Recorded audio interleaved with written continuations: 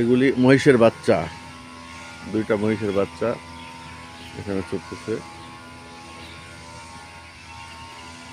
বাচ্চাদের দেখতেও খুব সুন্দর।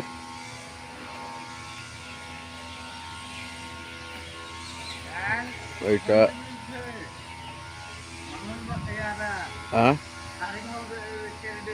হ্যাঁ,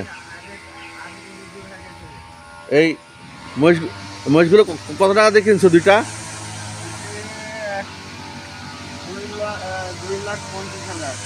2,50,000 টাকা দিয়ে কিনছো?